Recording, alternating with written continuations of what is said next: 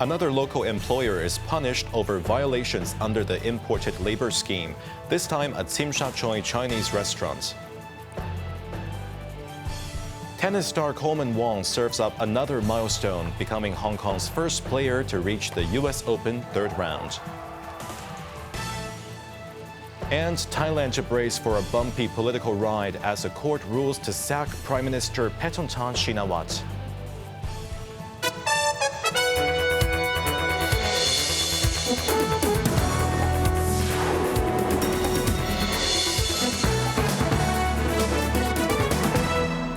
Good evening, you're watching Cable News, I'm Jeremy Zhu. A Tsim Sha Tsui Chinese restaurant has been banned from hiring foreign workers for 2 years for dismissing local staff after hiring imported labor. A complaint against the Top One dance club and Chinese cuisine restaurants in the South Sea Center on Modi Road has led to an investigation.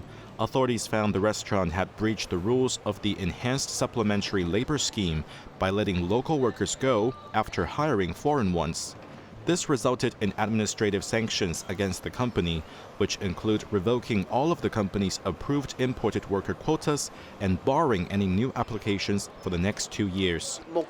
Labor Secretary Chris Sun stated that the 11 imported workers already employed by the restaurant may continue working for the time being.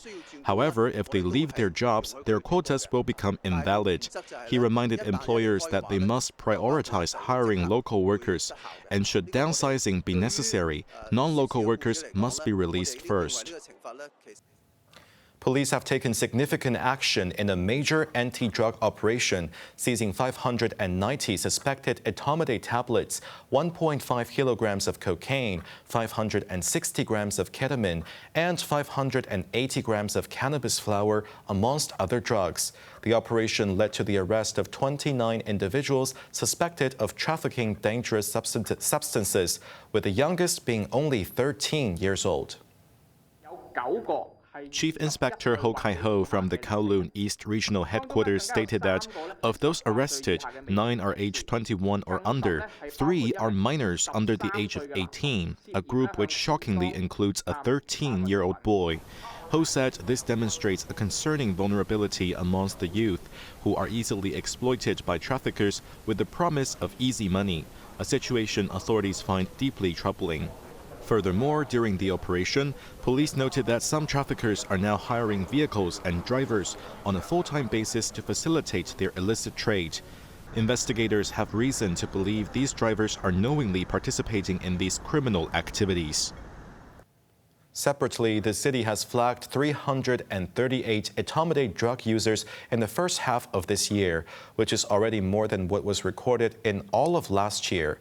In combating a rising number of young drug users, narcotics authorities are using a new zombie-themed advertisement to scare youngsters away from the substance. Jamie Liu tells us more.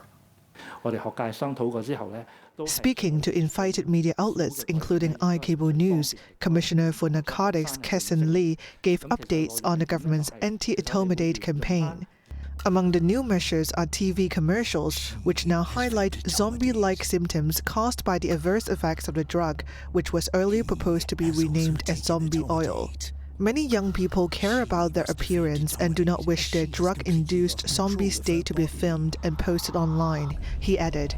Lee warned that drug dealers often target teens using platforms such as Instagram and Telegram to offer group buying deals, with the youngest user caught so far being just 11 years old.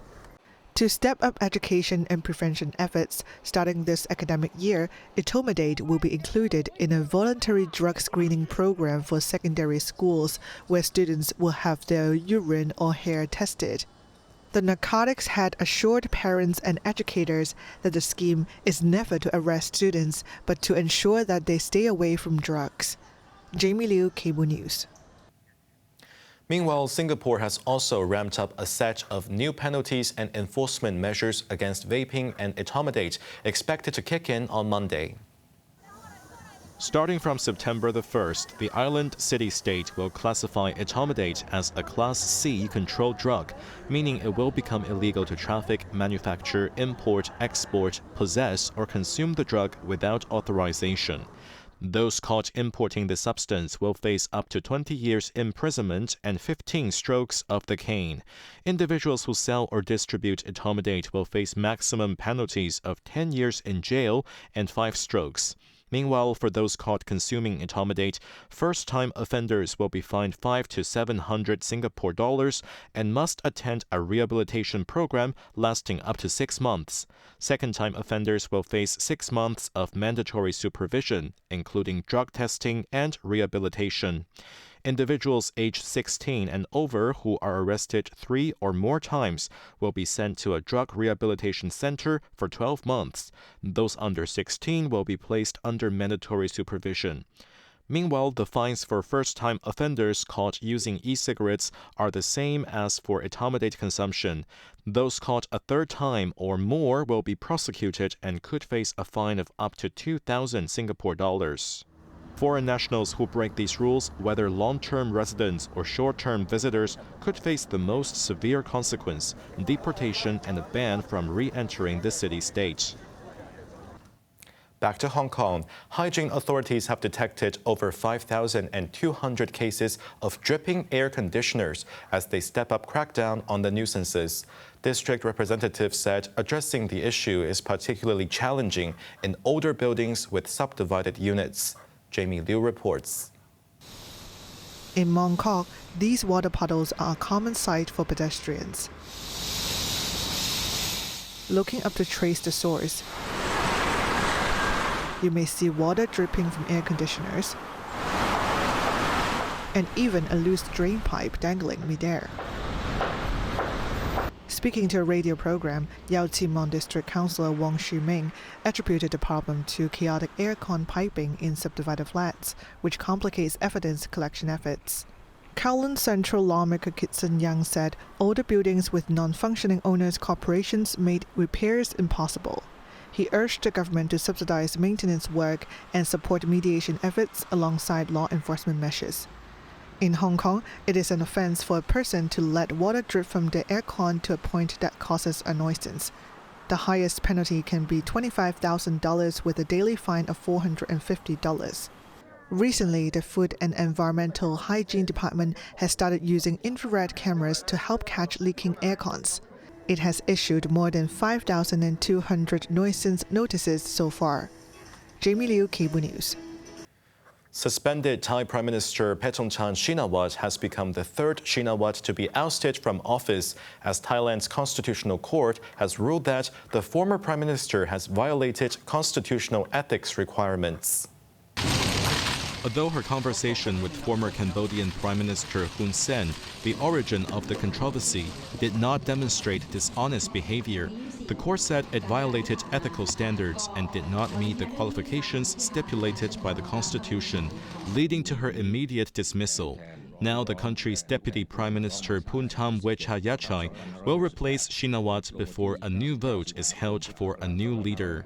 Paetongtarn was accused of referring to Hun Sen as uncle during the call and describing a Thai military commander handling border conflicts as the enemy, sparking a political controversy and border clashes with Cambodia. She had been suspended from her prime ministerial duties by the Constitutional Court since last month. Ukrainians are still far from seeing the light at the end of the tunnel as Russia bombarded their capital city of Kyiv with missiles and drone strikes in the latest round of aggression, killing at least 23 people, including 4 children. U.S. President Donald Trump was not happy with the attack as his efforts to broker peace appear stalled. Jamie Liu reports. Security footage showed a huge explosion during the assault on Kyiv, which was soon followed by another blast. Ukraine's Air Force said Russia launched nearly 600 strike drones and 31 missiles across the country overnight. Energy facilities were hit, leaving over 100,000 homes without power. Among the buildings struck were the offices of the British Council. The European Union said its mission building in Kyiv saw 2 strikes 20 seconds apart, just about 50 meters away. The United Kingdom and EU have summoned their Russian envoys to protest. European Commission President Ursula von der Leyen condemned the attack, which she said has shown the Kremlin will stop at nothing to terrorize Ukraine, blindly killing civilians and even targeting the EU. She warned the EU is preparing a 19th package of sanctions on Russia. Ukrainian President Volodymyr Zelensky slammed Russia for choosing ballistics instead of real steps towards peace. The White House said Trump was displeased about the latest attack and criticized both Russia and Ukraine for not being ready to end the war. He was not happy about this news, but he was also not surprised.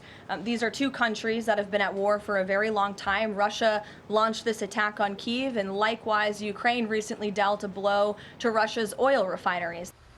Meanwhile, the Trump administration signed off a new round of arms sales to Ukraine that worth $825 million, including some 3,350 extended-range missiles and their navigation units, along with support gear.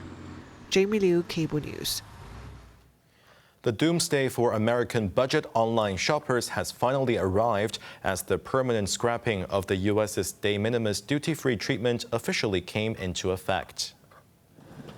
Starting today, small-value packages entering the U.S. from all over the world are subject to import taxes specific to their shipping origins. However, Washington is granting a 6-month leniency period, during which package shipments to the U.S. can opt to pay a flat duty of $80 to $200.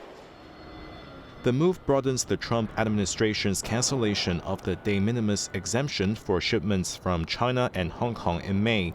A senior government official claimed that additional duties of over $492 million were collected since then. White House trade advisor Peter Navarro said the ending of the deadly de minimis loophole will save thousands of American lives by suppressing the flow of drugs and other dangerous prohibited items and add up to $10 billion a year in tariff revenues to the U.S. coffer.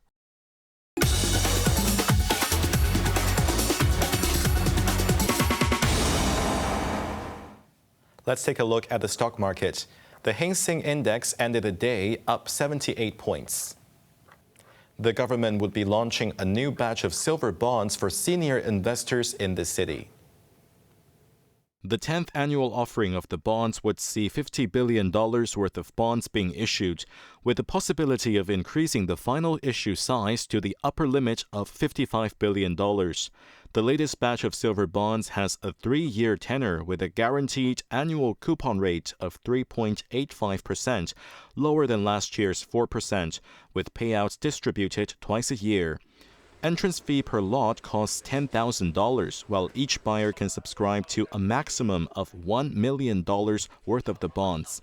The proceeds of the bonds will be used to finance infrastructure projects related to residents' livelihood, including the Hongshui-Q Effluent Polishing Plant Project, Tongcheng Newtown Extension, and Yunlong South Development. Investors aged 60 or above with a valid Hong Kong identity card can start applying from September 15th until September 29th at 2 p.m.